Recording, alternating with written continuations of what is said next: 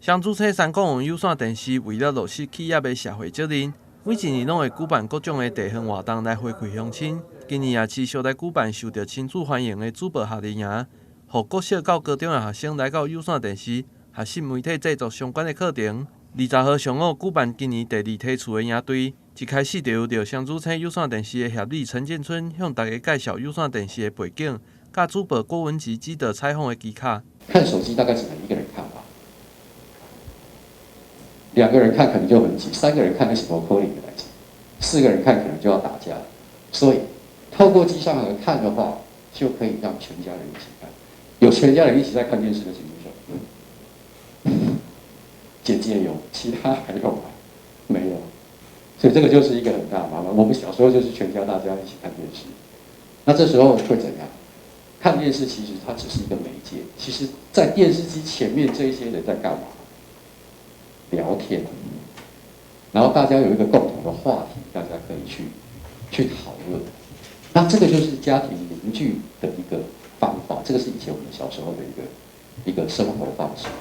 那所以我们也希望可以透过有线电视的一种设备上面的一些改变，让我们小时候可以凝聚家庭的这一种力量，可以重新再出来。上午课程的重点就是实际采访的练习，透过校园的采访，了解到3位受访者，将因的资料制作成为大型的海报，并上台来报告。每一位学员拢伫课程当中算了非常的欢喜，同时也学习到专业的知识。下午的课程就由着知名的 DJ 彤彤记得公布相关的专业。我们是第1组的，然后我们介绍的是罗启俊副理，然后他今年几岁呢？他今年50几岁，他是55年出生的。他读什么大学？他是读世新的编辑采访系，然后高中是在上化高中。因为他是有限公司，所以他还要学台语、剪辑、编辑，所以层层其实都是困难，都是要学习。